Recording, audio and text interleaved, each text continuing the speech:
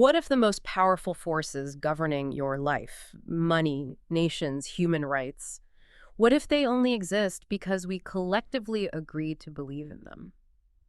Welcome, Veritas Antiqua listeners. I am host speaker. Today, we will delve into the eye-opening work of Yuval Noah Harari, Sapiens, A Brief History of Humankind. We're going to reflect on the power of collective fiction hidden within this book and unlock the secrets of its powerful ideas. Yeah, Harari, born in 76, PhD from Oxford.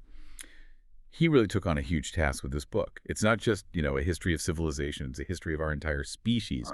It digs into those key revolutions that took Homo sapiens from being, well, a pretty insignificant animal Right. to basically dominate the planet. It's really the story of how our minds, not our muscles, won the evolutionary race. That's such a crucial point. Harari argues our success wasn't about strength or even just bigger brains. It was this unique cognitive software that developed. It's amazing, really, framing our whole triumph on something that sounds almost like, well, mass delusion. What's the term he uses for that? Core ability. He calls it the capacity to believe in imagined realities. Academics might say intersubjective realities. And this is absolutely key to our species' dominance. It's really important to understand this isn't just telling a lie. A lie is different. How so? Well, with a lie, the speaker knows the truth and is trying to mislead someone else. Okay, so if I know there's no lion nearby, but I shout lion to, distract you and steal your food, that's a lie. Because the reality is simple. No lion. Exactly. But then imagined reality. It becomes powerful because everyone believes it, or enough people do. Ah, I see. So if I believe Peugeot SA exists, and you believe it exists, and the bank believes it, then it does exist in a way that gives it real power. It can sign contracts, borrow money, hire people. It becomes this shared intersubjective thing. And this, according to Harari, is what lets sapiens break through the limits that still hold back other primates, like chimps. Yes, exactly. The stable group size limit. Chimps rely on, close personal knowledge, grooming, maybe some gossip, to keep order.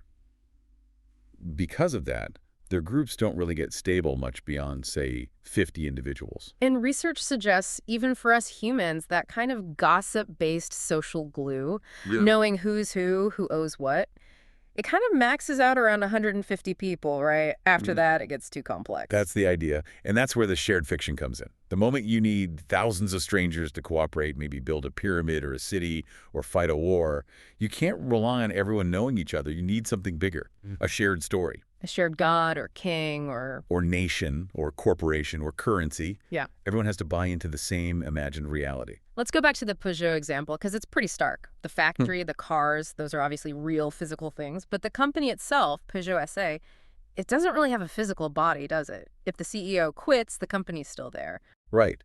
But if a court legally dissolves it, poof, it's gone. Even if the buildings and machines are still sitting there, it exists purely in our collective belief. Wow. Harari even connects this to, that 30,000-year-old Lion Man statue they found. We think of a corporation and an ancient carving as totally different. But fundamentally, they're both powerful things that exist only because we collectively imagine them into being. It's this shared dreaming that lets us build massive, complex societies. Okay, so this ability to create fictions allows for huge cooperation. But it doesn't automatically mean everyone gets along fairly, does it? In fact, Harari seems to argue the same tool is used to build oppression. These imagined realities become the basis for unfair social orders. Absolutely. That's a crucial part of it. Complex human societies seem to depend on creating and maintaining these imagined hierarchies. Things like castes, nobles versus commoners, free people versus slaves. These divisions aren't like chimp hierarchies, which are more rooted in biology and dominance displays. They're not natural, you mean? Right. They have to be taught, constantly reinforced, generation after generation. Otherwise, the whole system falls apart. Like when Hammurabi laid out his code dividing people into superior men, commoners, slaves, that wasn't written in their DNA. His rules, like a superior man killing a commoner woman pays 30 shekels. That's just a made-up social rule. It needs constant upkeep. Exactly. If just one generation forgets to teach those distinctions, the imagined hierarchy could collapse. And this leads to that self-perpetuating cycle Harari describes. Think about the U.S. South after the Civil War, after 1865. Right. Slavery was legally abolished. The official structure of oppression was removed by law, but the fiction didn't just disappear. No, the collective stigma, the shared belief persisted. The sources show that even with legal freedom, this ingrained idea, this fiction, that Black people were inherently, say, unreliable or lazy or somehow polluting, Yeah. that belief system stuck around. And that meant even qualified individuals face huge barriers getting good jobs or being accepted socially, So it created a feedback loop. The fiction, the stigma, led to real economic hardship. which was then used as proof that the original stigma was correct. See? They're poor, they must be inferior. It reinforces itself, even if the laws say everyone is equal. The imagined reality was stronger. It's powerful stuff. How arbitrary ideas about race or caste can be made to feel so real, so permanent, just by repeating the story over and over. The fiction protects itself. It really does. Okay, this brings us to another huge shift Harari discusses. The scientific revolution and what he calls the Gilgamesh Project. This is about rethinking death itself. Yeah, as a fundamental change in perspective, for most of history, death was seen as inevitable fate. You see it in ancient stories like the Epic of Gilgamesh. The hero searches for immortality but ultimately accepts death. Science changed that view. Fundamentally, Hmm. the modern scientific view frames death not as fate, but as a technical problem. A heart attack, that's a pump failure, cancer, cells malfunctioning, infection, invading microbes, Yeah. and technical problems, well, Technical problems have technical solutions. that's the mindset. And we've seen incredible progress based on that idea. Like King Richard the Lionheart dying from an infected scratch in 1199. Today, that's usually nothing, right? A bit of antiseptic, maybe antibiotics. Exactly. Things like anesthesia, proper sterilization, we take them for granted, but they only really became standard in the mid-19th century. We have drastically pushed back against death. We're chasing that Gilgamesh dream, trying to achieve immortality, or at least conquer aging and disease through technology. That's the Gilgamesh Project, the quest to beat death. Essentially, yes, using science and technology to achieve it. But here's the kicker, the question that hangs over all this progress. Has it actually made us happier? Harari offers a pretty, well, almost cynical biological take on that. He does. He argues that happiness is largely determined by our biochemistry. You know, the levels of serotonin, dopamine, oxytocin flowing through our systems. All the historical progress moving from caves to condos, mastering fire to mastering the internet. It changes the external things that might trigger a release of those chemicals. But not the actual level of happiness we feel, or how long it lasts. That's the argument. So imagine a medieval peasant finishing his little mud hut. He gets a burst of serotonin, let's say it hits level X. Okay. Now fast forward to a modern banker paying off the mortgage on his huge smart home in Paris. Harari suggests he experiences the same biological X level of serotonin. Wow. So the circumstances are wildly different. Lifespan, comfort, safety. But the internal feeling of accomplishment or joy is chemically the same and probably just as temporary. That's the biological perspective presented. Mm-hmm. It suggests all our striving for success driven by our collective fictions might not actually increase our overall long-term happiness much, which is, a humbling thought. It really is, and that brings us right into reflecting on today. We're swimming in these collective fictions, maybe none more powerful than money. We all just accept it. And what's really striking now is how abstract it's become. The book notes that over 90% of the world's money, we're talking hundreds of trillions of dollars, doesn't exist as cash or gold. It's just electronic data, zeros and ones on computer servers. And we trade our time, our energy, actual physical goods for this digital information. Yeah. The entire global economy runs on our shared faith in this digital agreement. It's the ultimate intersubjective reality. And these imagined orders, they don't just shape economies, they shape our deepest desires too, don't they? Absolutely.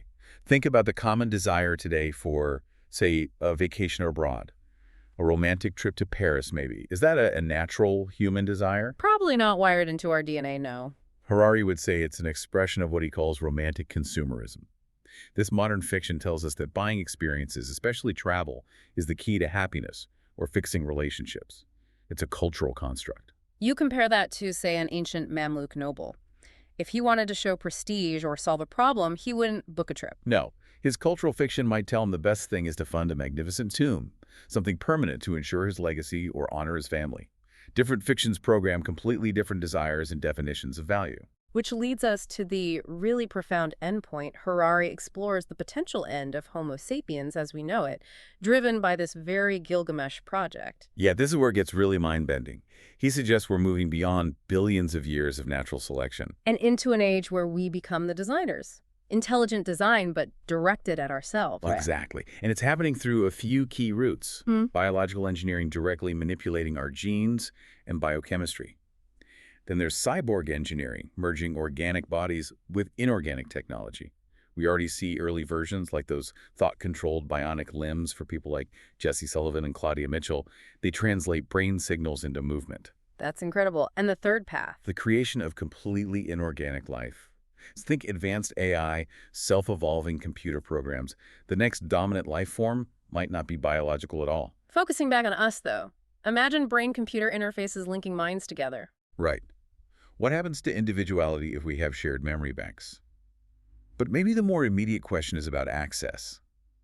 The technical hurdles to creating superhumans, enhancing intelligence, memory, lifespan, they're starting to fall.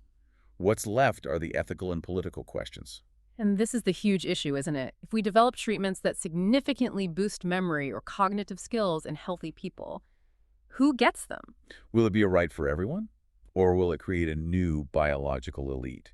A separate class of enhanced, maybe even post-human beings? The gap could be enormous. The book warns it could be the biggest inequality gap in history. Future enhanced beings might look back at us, ordinary sapiens, the way we look back at Neanderthals. Something different, something left behind. The next stage might not be about shaping the world around us so much as shaping ourselves. So our deep dive into Harari's Sapiens shows our species' dominance really hinges on this unique ability to create and believe in shared fictions. These fictions let us build huge societies, but often based on arbitrary, even oppressive hierarchies. And while science chases immortality through the Gilgamesh Project, the book forces us to ask if progress equals happiness, suggesting maybe our biology sets a limit there. It leaves us pondering if the next great fiction will be the promise of self-enhancement, perhaps creating a divide greater than any before. I hope you enjoyed this journey into the mind of Yuval Noah Harari and our deep analysis of Sapiens, a brief history of humankind. If you enjoyed the episode, don't forget to recommend us to your friends and follow us on your favorite podcast platform. Until we meet again next week to trace the path of another illuminating work, farewell.